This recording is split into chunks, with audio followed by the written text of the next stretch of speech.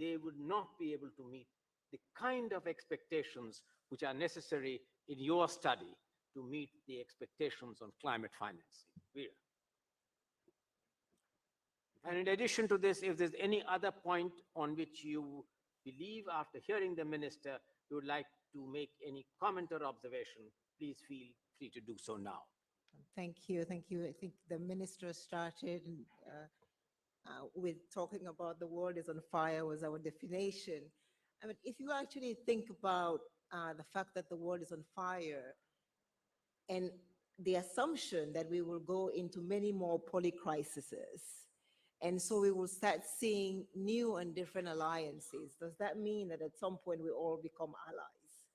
And I think most recently of the United States and Iran in an oil scarcity environment beginning to sort of come closer together.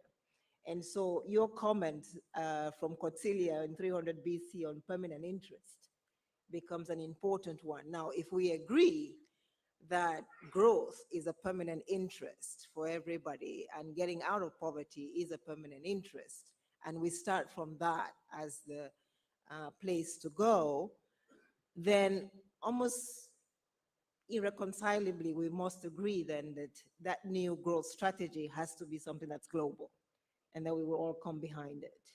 And that's the first point. Thank you very much for bringing Africa into the G20.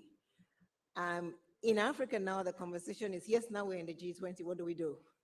And how do we go around that? And I think that prior to the Indian G20 presidency, there was always a question about, what does one really get out of the G20? And I must say that the really skillful management of the G20 process by the Indian presidency has actually probably reignited interest in the G20. I think the work that was done on MDB reform, which I was honored to be a part of, that is led by NK and His Excellency NK Singh and Larry Summers, was, I think, a proof that there was a focus on development.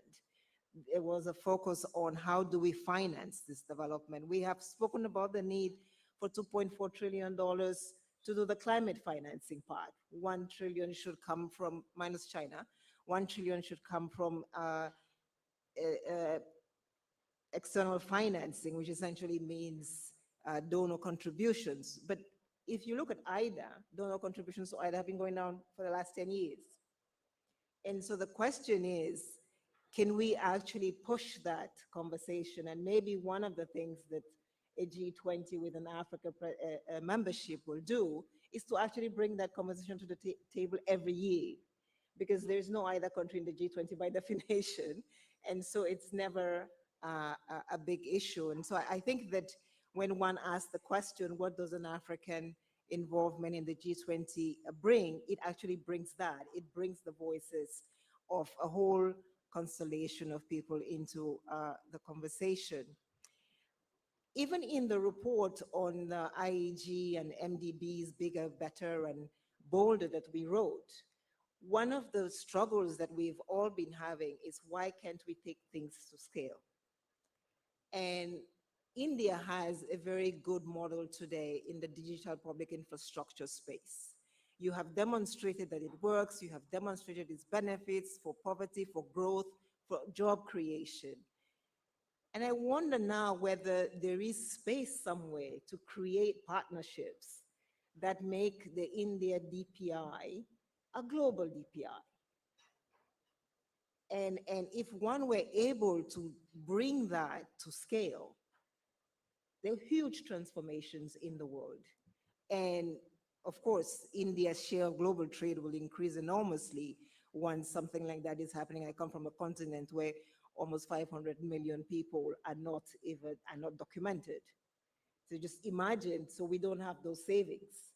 If you don't have those savings, you don't have the investment. If you don't have the investment, then of course, Basel rules say that you cannot invest on my continent because it's too risky, and there's no KYC. And so I think that the DPI from India is quite an important tool that maybe should not remain in India, but we should find a way of globalizing it. I was going to talk a little bit about finance, but since Amin talked about it, I wouldn't talk about it. But it's something that is happening.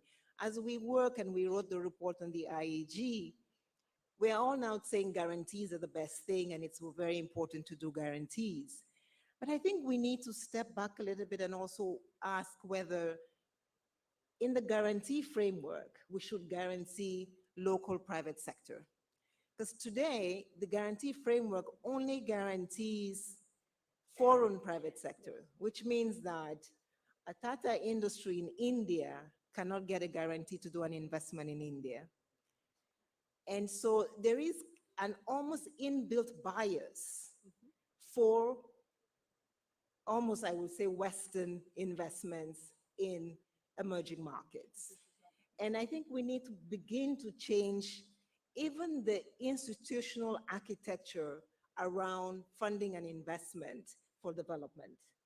Because we don't grow local investment. And as we know, because there's so many crises, every time there's a crisis, foreign investment and capital flight become what we talk about. And so I think that as we do that, we can maybe open and create more room and more space for trade. And finally, on the climate, this is my last point, on climate, as I said this morning, I think India really holds the sort of ground zero of the climate conversation. The world is looking, the world has watched you lead with excellence the G20 presidency, and I think now we will be looking to see how you lead this climate transition or maybe help the conversation, not just on financing the new, but financing the transition as well. And what is the strategy that goes from one point to the other? I believe it's battery technology. And if it is battery technology, then it is huge industrialization. It is huge skills, and you mentioned education skills as sort of the last point of your speech. I think focusing how we create a new youthful class that is able to take us into this new battery technology space is going to be quite important. Thank you. Thank you very much. The minister has kindly agreed to take a couple of questions, uh, perhaps not more than I'd three. be happy if the others did as well. It will light up the button on me. Oh, yes, of course. Prachi.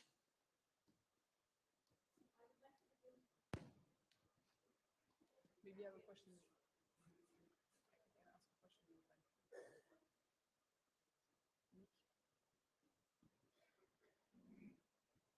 First of all, I would like to begin by congratulating Mr. N.K. Singh for bringing Nari Shakti or women power to the discussion.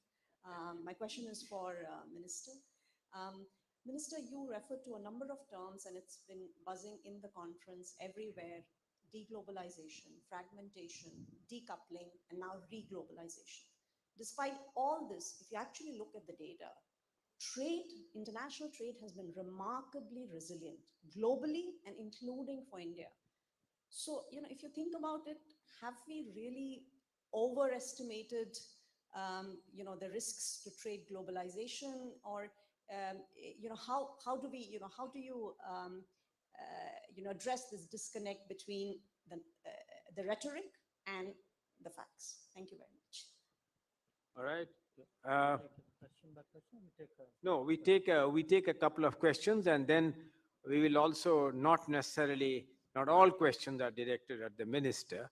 So this one, Prachi, you made it very specific that you wanted him to reply. We'll bunch a couple of questions, and then Nick, you wanted to ask a question. Thank you very much, Minister, for joining us, and congratulations to India on its extraordinarily successful leadership of the G20, and that's where my question is. India defined the overall set of issues around development and sustainable development, inclusive and resilient development, and it defined them in a very clear, strong way, and it brought the other countries with it. G20 presidencies sometimes have their own particular enthusiasm related to some particular interest or obsession of the president or prime minister of that country. Of course, global development is much more general than that. So the question then becomes how that's taken across into the next G20s and the continuity of this redefinition of the agenda, including, of course, around the financial issues on which Amelie and Vera spoke so well and clearly. Could you say something about how now you see that agenda generally on growth and development being taken forward, and including on the financial side where India led so strongly? Thank you. Thank you. Ishwar, you wanted to ask a question, please.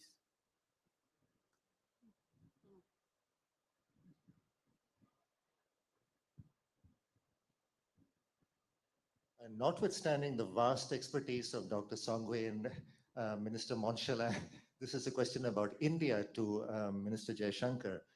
Minister, what would you think of as the right path towards the economic and geopolitical de-risking for India?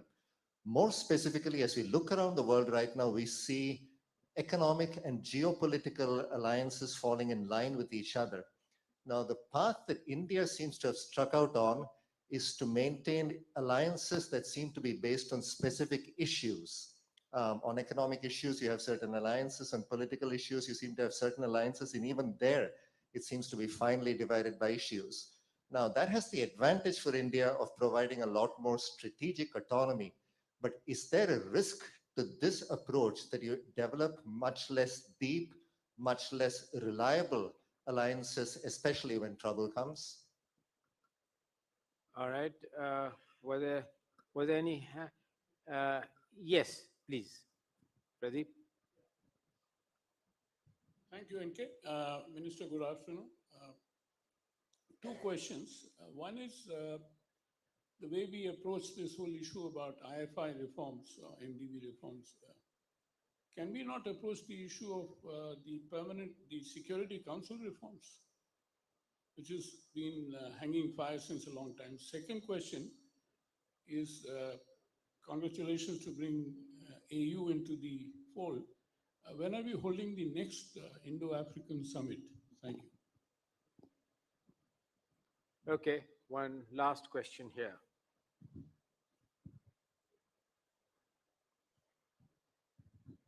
Yeah, thank you very much. A question would go to the whole panel. How would you see the strategy to address the new collective climate finance goal that is scheduled to be finalized next year? What should be the steps to do in the next 12 months? Which alliances to forge? Thank you very much. I think that let's begin with the last question, since it was addressed to all members of the panel. And Veera, why don't you take the first shot at this last question?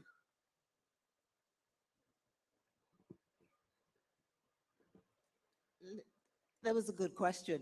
I think three things. First of all, it's good to have the goal. Secondly, we know that we are right now in a very complex environment where most likely the goal will not be achieved. I think what is more important is that countries all revise their targets to make sure that they can meet it.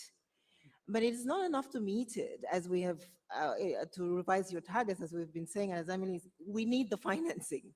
And if we cannot provide for the financing, then the goal becomes, I think, an empty objective. And so the only way that the goal makes sense is that we have the financing to back it. And that's why the IEG report is so important in saying, let's see whether we can pull together all the resources that are needed.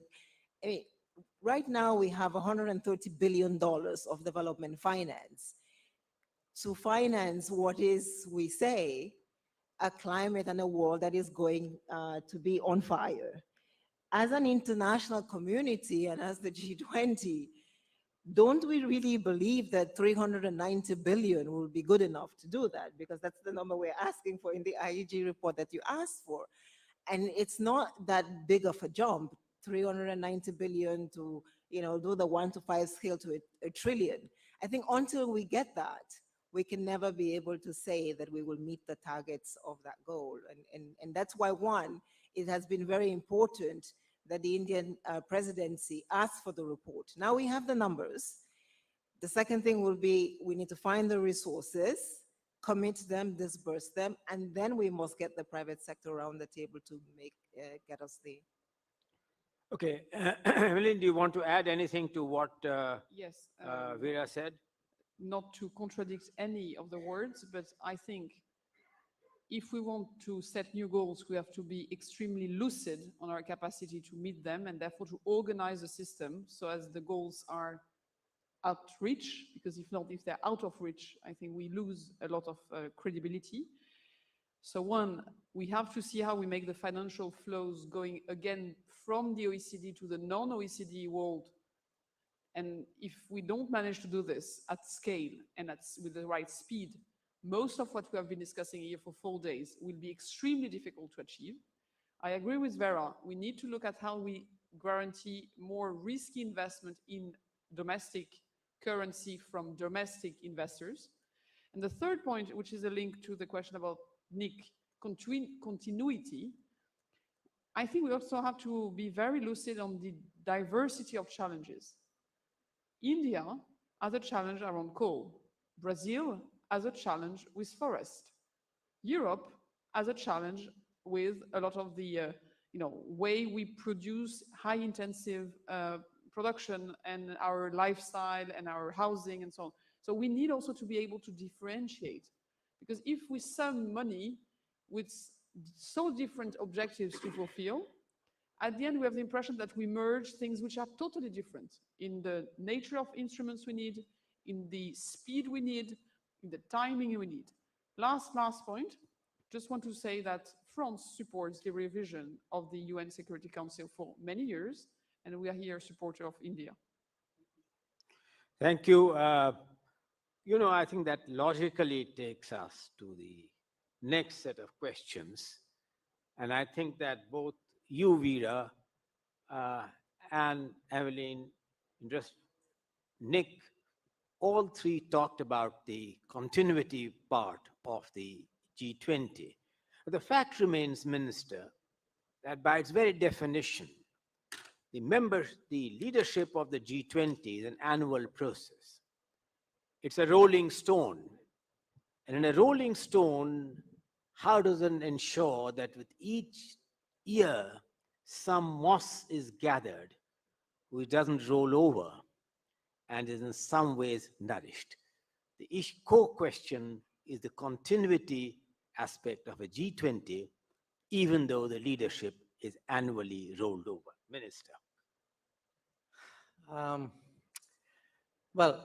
Rolling Stone is one description. I think a relay race might be a good one as well, which is that the baton is handed from one runner to the other. And relays work when you practice a lot, because mostly you screw up when you hand the baton over. That's where it slips. So one of the good things about the G20, and this has been our experience, and I'm sure Amitabh would agree with me, you start working on the G20 a full year before you actually get to be president, and you remain associated with the G20 kind of running for a full year after you've handed over. So this whole Troika concept actually is to my mind very useful in ensuring that that rolling stone or the relay team works smoothly. So I would say if one looks at the issues going forward, and that's where I want to add a comment in a way to the question about financing, where are the resources? Because at the end of the day, that's the crucial question. That's the issue that we were grappling with. That's really what your report is focused on. And I mean, look at the irony of it. I mean, at one level, we all say with utmost sincerity that, the planet is facing a crisis. It's actually facing an existential crisis. Now, imagine you don't have the money to come up for an existential crisis. So either it's not existential, or you don't have money, or you don't know how to make the two meet. Now, we have seen, and I mean no disrespect here, we have seen that there have been occasions where actually resources have come on the table. You know, they can come on the table for a conflict, or mitigating a conflict, or responding to a conflict. So I do feel that it's crucial for the G20 leadership, uh, perhaps more than the G20 leadership, to actually keep, you know, I think the rhetoric, the messaging, the sense of the strength of purpose is is very important to reiterate if we actually need to get the resources. And to my mind, some of what I heard from my fellow panelists actually have the answers. You know, if if we are if the financial flows, the private sector financial flows are going to be restricted to your own catchment area or your own comfort zone, you got a problem. If if you haven't, if you are too risk averse or your practices are too antiquated to leverage or to multiply, I think you got a problem. So how do we change our way of working? How do we deploy resources more innovatively? Because again, if one looks at it, let us say every decade or even half a decade, there's no question we are all taking climate change much more seriously than we were 5 years ago, 10 years ago, 15 years ago. So how do we translate that public concern? I mean, there are a whole set of countries today where actually climate is almost the determining political issue. You know, governments, political parties are elected or not, sometimes depending on what their stance is on climate. So given the intensity of the issue, given the global awareness, given the fact that we all recognize today the resources is, is the crunch issue, I think what we have started off in Delhi, I mean, it would be very much our hope that this continues through Brazil, carries on to South Africa, that we don't really take our foot off the gas pedal. And gas pedal is not the right word for climate change, but whatever. How do we keep that going? So I'm kind of. Thank you. I think that there were some other questions. Prachi, what was the specific question of yours? No, I remember her question. Please. Okay. Now, her question essentially was, given the stability in global trade, international trade, you know, when people speak about decoupling and de-risking, etc., you know, it's not happening in reality. I mean, if you look at the reality is extraordinarily stable, and the rhetoric is very, very, shall I say, different. You know, there is some truth in what you're saying, because at the end of the day, I mean, a point which I myself made, which is, I do think that global, especially global manufacturing today is so deep, it has such a strong, it's hardwired so strongly. There are certain geographies which have made it such a speciality that it will be very difficult to change it. I don't think you should look for a quantitative answer. I think you should look for specific domains. That is why, I mean, to my mind, decoupling was never serious. Decoupling is a great political phrase. I just don't think it's practical. And to me, even de-risking is let us say, not a easily realizable goal.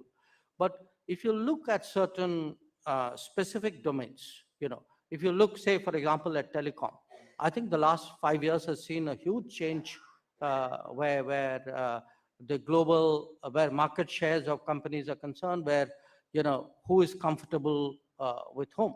I think we are going to see this to some degree as the EV industry unfolds. I think you will see it in critical emerging technology. So you're still going to have very much a continuity in terms of basic manufacturing and basic trade. But I do think critical areas of it are going to get distanced, and especially, you know, as artificial intelligence becomes much more central to our existence. And therefore, it's all about data. then, and it's all about where data is generated and who processes it and who deploys it. My sense is you're going to see a distancing that is coming. So I do predict that it will not be what it is today. Well, thank you very much. I think that you have answered all the questions, but Minister, I cannot let you go without asking. I have Ishwar's question. Isha, but you are de-risking your debt. No, I had his, no, he had a very interesting question. Okay. His question was, if you do these hedges, if you do these hedges, and he recognized we do some economic hedge and a lot of political hedge, one of the risks of hedging is you're really caught between two stools. That, as he said, in difficult times, what happens? I think it's a very serious question, and there's historical data, even in our own experience, to show the risks of hedging or ambivalence or shall I say not aligning at times in difficult situations. So it is not a mechanical exercise, it is not a literal exercise. I would say being in the middle is not the answer. But being on the extremes is not the answer either. So it's a bit of a science, but believe me, it's a great art. How do you actually get your combinations right, the issues right, and in certain areas, how do we actually make sure that the understandings are really very, very strong? And if I were to give you a practical example today, I would point, say, to something like Quad as an example, where if I look pre-Quad and post-Quad, I think it's made an enormous difference to the degree of trust and comfort and chemistry that the four Quad partners have developed with each other. Without, by the way, India becoming a treaty ally, which the other three Quad partners are to each other. So it's not an insuperable obstacle, but it's a challenge. And on the UNSC, why can't it be like the IFI? I mean, first of all, the IFI is not a done deal yet. So I think they've got a lot of work to do. But UNSC, because UN Security Council is so fundamental to the global architecture. In a sense, it's the last bastion when it comes to resistance to change. Though it will really be the toughest. So many other regimes flow from it. The P5, also remember, happened to be the N5 of the Non-Proliferation Treaty. So there'll be other, knock-on effects, and the resistance is proportional to the significance of the change. On the Africa Summit, we hope, it's got delayed. We're sorry about it, but it's not, honestly, there's a lot of interest in India to do it. So I hope we'll be able to do it fairly soon. Well, thank you very much. As I said, I cannot let you go, Minister. And I'm not in any way suggesting that you are hedging that question. But neither in the question nor in your thing, there was any word or suggestion on how do you see the Indo-Canadian situation play itself out. And that's a question on which I think that you'd be very happy to have your response. Let me make three comments there. The relationship right now is going through a difficult phase, but I do want to say the problems we have are with a certain segment of Canadian politics and the policies which flow from that. So I want people to understand, in a sense, the extent of the issue. Number two, right now, the big concern which people have is on visas. Some weeks ago, we stopped issuing visas in Canada because it was no longer safe for our diplomats to go to work to issue visas. So their safety and security was the primary reason we had to temporarily stop the issue of visas. We're tracking it very closely. My hope, my expectation is that situation would improve in the sense that our people would have greater confidence in being able to do their basic duty as diplomats. Because as you know, ensuring safety and security of diplomats is the most fundamental aspect of the Vienna Convention. And right now, that is what has in many ways been challenged in Canada, that our people are not safe, our diplomats are not safe. If we see progress there, I would like very much to resume the issue of visas. My hope would be that it's something which should happen very, very soon. Finally,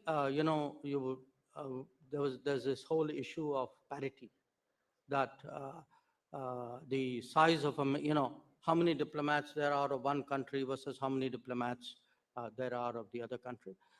Parity is very much provided for by the Vienna Convention, which is the relevant international rule on this.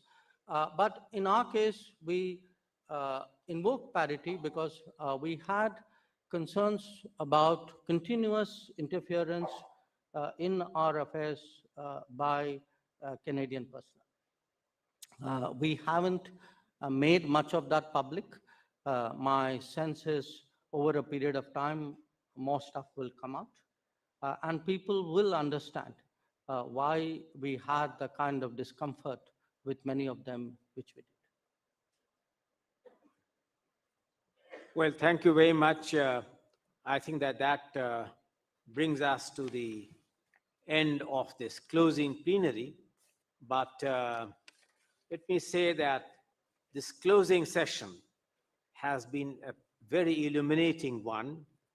Your initial statements, Minister, covered a wide range of issues which covered on all the three aspects, which is the basic framework of today's closing session, on aspects of geopolitics, geoeconomics, and navigating the poly crisis. I think that we covered many aspects of this.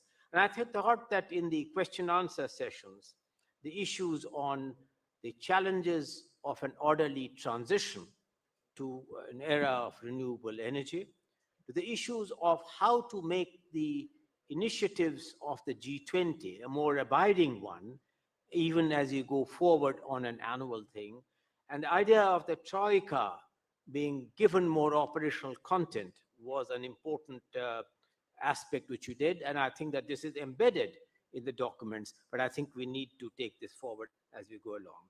Also, I think that on the issues of the reform of the international financial architecture, in a complex situation of that kind, we have covered a lot of area. I think that we have ended this today's concluding session, Minister, on a somewhat optimistic note, because you did say that you hope that in the light of some of the things which you may or may not have wished to share, the resumption of the visa with Canada will also see perhaps a happier end than may be evident now. So I think that in that optimistic note, let me, on my behalf, thank the panelists for all their comments which they have made and the interventions which they have made, both to you, Emily, and to Vida.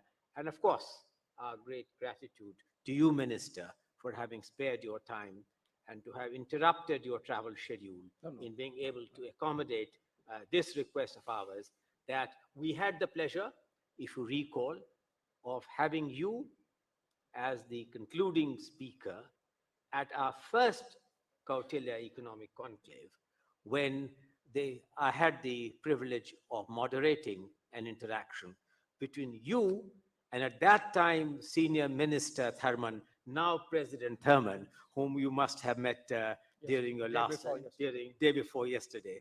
So we again conclude with this fact that we look forward to our continued engagement as we go forward in having further areas of the Kautilya Economic Conclave. Thank you very much. With those remarks, I bring to an end this closing session.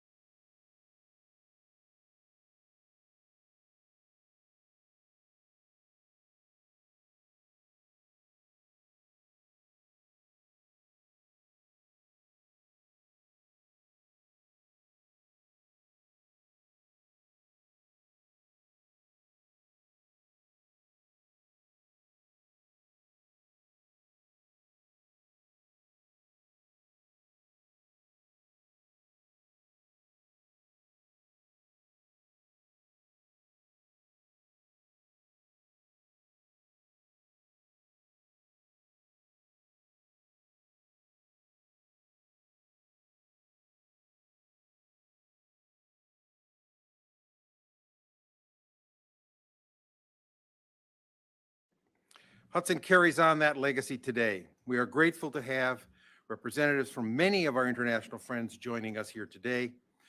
Many of them from some of our allies are research fellows and senior fellows here at Hudson Institute to improve our understanding and our ability to talk with friends and allies in substantive and continuous ways.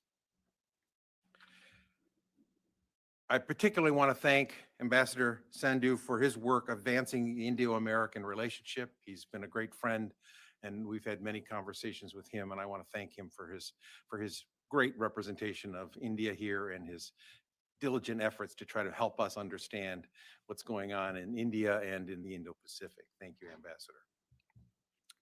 For these and many other reasons, we are honored to host India's External Affairs Minister, Dr. Jaishankar. For this discussion, he's going to be joined by my colleague, Walter Russell Mead.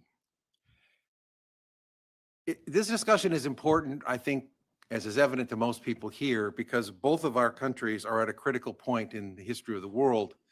And the future of that world is going to largely be shaped by our ability to work together and with other allies around the globe to create a better and safer future rather than a more chaotic and a future filled with conflict. Therefore, this is a critical time for us to not only better understand, but better figure out ways to work together as we have never worked together before. Dr. Jaishankar is a member of the upper house of India's parliament. Before assuming his current role in government, he served as foreign secretary and has been India's ambassador to the United States and India's ambassador to the People's Republic of China, among other countries. I don't think I need to tell this group, he is one of the most respected diplomats in the world. He is considered one of the most competent. And around the world, if people have problems, they frequently call him to help them sort it out. He is also the author of a best-selling book, The India Way, Strategies for an Uncertain World, which compellingly articulates India's current and future position in the world. And I recommend it highly. Many times people want to understand others through distance. I think it's very important to use the expertise of people who are at the front line and have thought deeply and experienced deeply the issues that are going to shape our world. Joining him for this discussion is Walter Russell Mead. He is the Ravenel B. Curry III Distinguished Fellow in Strategy and Statesmanship at Hudson Institute. Many of you know him as the Global View columnist of the Wall Street Journal, and he is the James Clark Chance Professor of Foreign Affairs and Humanities at Bard College in New York. Walter multitasks. He's author of numerous books, including the widely recognized Special Provenance, America's Foreign Policy and How It Changed the World. His newest book, Ark of a Covenant, The United States, Israel, and the Fate of the Jewish People, has been recognized by the New York Times and the Wall Street Journal as Best Book of the Year. Ladies and gentlemen, thank you for joining us for this important discussion. Please join me in welcoming Dr. Jaishankar and my colleague, Walter Russell Mead.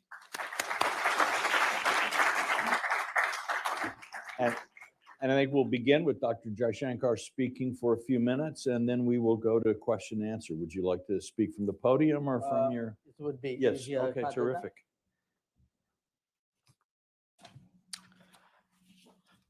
Good morning to all of you, and it's a real pleasure to be back here. It's been some years, but of course we've been talking to each other. I was told that the topic for the day is India and the new Pacific Order. Am I correct? Now, I wasn't sure whether the Pacific was with a capital P or a small p, but either way, we are into it. Now,